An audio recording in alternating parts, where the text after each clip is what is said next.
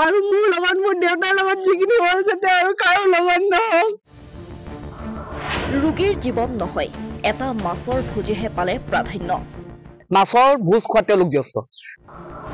মানুহৰ জীৱনতকৈ গুৰুত্বপূৰ্ণ হৈ পৰিল তাচপাত। যিজনে তেওঁ তাচপাত খেলি থকা ব্যস্ত থাকে, কিন্তু ইয়াত তেওঁলোকে আপোনাৰ মেডিকেলৰ পেচেণ্টত তেওঁলোকে গুৰুত্ব নিদিয়ে। চিকিৎসালয়ৰ চৌহদত এগৰাকী মহিলাৰ হিয়া ভগা কান্দোন। আৰু মোৰ লগত মোৰ দেউতাৰ লগত যিখিনি হ'ল যাতে আৰু কাৰো লগত নহওক। শিৱসাগৰ অসামৰিক চিকিৎসালয়ৰ বিৰুদ্ধে ভয়ংকৰ অভিযোগ। এওঁ জয়াসাগৰৰ জোনাকীনগৰৰ নিবাসী দয়াল ভাগৱতী। এওঁক যোৱা 19 জানুৱাৰীত ভৰ্তি কৰোৱা হৈছিল শিৱসাগৰ অসামৰিক চিকিৎসালয়ত। উচ্চ ৰক্তচাপত আক্ৰান্ত হোৱা ব্যক্তিজনক ভৰ্তি কৰোৱা হৈছিল চিকিৎসালয়ত। কিন্তু 22 জানুৱাৰীত হঠাৎ চিকিৎসালয়ৰ পৰাই সন্ধানহীন হৈ পৰিছিল ব্যক্তিজন। শুকুৰবাৰে শিৱসাগৰ অসামৰিক চিকিৎসালয়ৰ চৌহদত পিটনিত উদ্ধাৰ হ'ল দয়াল ভাগৱতীৰ মৃতদেহ। তাৰ পাছৰ দৃশ্য এয়া।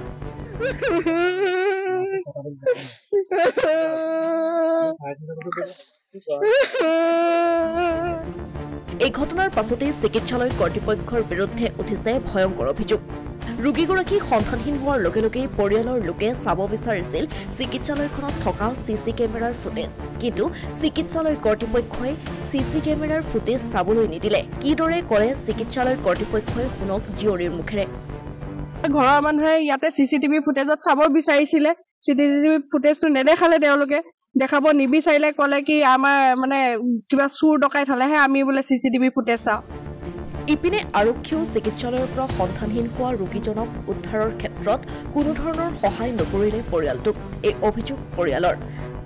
জয়সাগৰত আমাৰ এজাহাৰ দিয়া গৈছিলে দেউতা মানে মিচিং হৈছে বুলি, কিন্তু আৰক্ষী ফালৰ পৰা আমি অলপো তেনেকে সহায় নাপালো। সেইখিনি সময়ত যদি মানুহজনক সময়ত যদি বিচাৰিলে হয়, আজি মোৰ দেউতা আজি আমাৰ মুখৰ আগত জীৱিত অৱস্থাত পালো হয় আমি। উপায়হীন হৈ পৰিয়ালৰ লোকে বৃহস্পতিবাৰে সন্ধিয়া পুনৰ চিকিৎসালয়ত উপস্থিত হৈ বীৰ লাচিত সেনাৰ সহযোগত চিচিটিভিৰ ফুটেজ চেক কৰাত ৰোগীজন চিকিৎসালয়ৰ পাছফালে যোৱাৰ দৃশ্য প্ৰত্যক্ষ কৰে। কেমেৰাত আবদ্ধ হোৱা দৃশ্যৰ আঁত ধৰি চিকিৎসালয়ৰ চৌহদৰ পিছফালে থকা এটা পিটনিত উদ্ধাৰ হ'ল দয়াল ভাগৱতীৰ মৃতদেহ। পৰিয়ালে বিচৰা মতে সন্ধানহীন হোৱাৰ দিনাই চিচি কেমেৰা চাবলৈ দিয়া হলে ব্যক্তিজনক জীৱন্তে উদ্ধাৰ কৰিব পৰা গ'লহেঁতেন। এয়া চিকিৎসালয় কৰ্তৃপক্ষৰ গাফিলতি আখ্যা পৰিয়ালৰ। আপোনাৰ 19 তাৰিখৰ দিনা তেখেতৰ প্ৰেচাৰ ষ্ট্ৰক হৈছিলে। প্ৰেচাৰ ষ্ট্ৰক হোৱাৰ কাৰণে আমি ইয়াতে এডমিট কৰাইছিলো। মই নাছিলো, মোৰ মা আৰু দাদাহঁতে ইয়াতে এডমিট কৰাইছিলে। তেখেতে দুদিন আছিলে। যোৱা 22 তাৰিখৰ দিনা তেওঁ 4:06 বজাত ইয়াৰ পৰা হস্পিটালৰ পৰা ওলাই গুচি গৈছিলে। ওলাই মানে বাৰাণ্ডাতে খোজকাঢ়ো বুলি কৈছিলে। খোজকাঢ়ি পেলানি মোৰ মায়ে যেতিয়া বিচাৰিছে তেখেতক নাপাই পেলানি তাই যিগৰাকী মানে সেৱিকা আছিলে নাৰ্ছ, তেওঁলোকক জনাইছিলে। তেওঁলোকক জনোৱাৰ পিছত ক'লে কি আপোনালোকে নিজে বিচাৰ খোঁচা কৰক, আপোনালোকৰ পেচেণ্ট নাইকিয়া হৈছে। তাৰপিছতে তেওঁলোকে ইয়াত যি মানে হস্পিটালত যি আৰক্ষী বাহিনী থাকে তেখেতলোকক জনাইছো বুলি কৈছে।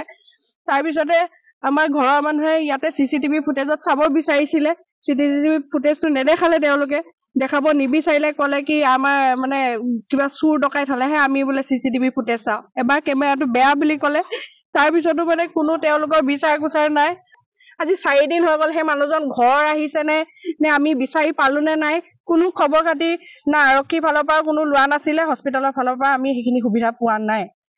আজি মুঠতে মোৰ দেউতাৰ লগত যিখিনি হ'ল সেইখিনি সম্পূৰ্ণ হস্পিটালৰ আৰু আৰক্ষী বিষয়াৰ ইয়াত গাফিলতি আছে বুলি মই ক'ম। মোক ইয়াৰ উচিত বিচাৰ লাগে। আৰু মোৰ লগত মোৰ দেউতাৰ লগত যিখিনি হ'ল যাতে আৰু কাৰো লগত নহওক। ইপিনে অভিযোগকাৰীৰ কথাত গুৰুত্ব নিদি তাচপাত খেলাত ভোজভাত খোৱাত ব্যস্ত থকা ৰোগীৰ ক্ষেত্ৰত দায়িত্বহীন চিকিৎসালয় কৰ্তৃপক্ষ আৰু কৰ্তব্যত হেমাহি কৰা আৰক্ষীৰ বিৰুদ্ধে উচিত তদন্তৰ দাবী জনাইছে পৰিয়ালৰ লগতে বীৰ লাচিত সেনাই। ইয়াৰ যিজন চেতিয়া নামৰ জনৈক চেতিয়া নামৰ এজন ইনচাৰ্জ আছে, তেখেতক যেতিয়া ঘৰৰ মানুহে চিচি ফুটেজ বিচাৰিলে চাবলৈ, তেওঁ ক'লে যে ইয়াৰ পৰা বোলে চুৰ ডকাইত হলেহে চিচি ফুটেজ দেখাওঁ, কিন্তু মানুহ ইয়াৰ পৰা নাইকিয়া হৈ গ'লে তেওঁলোকে চিচিটিভি ফুটেজ নেদেখায়। এইটো কেনেকুৱা কথা হ'ব পাৰে? আৰু তাৰ পাছত আমি আজি ৰাতিপুৱা আহিলো।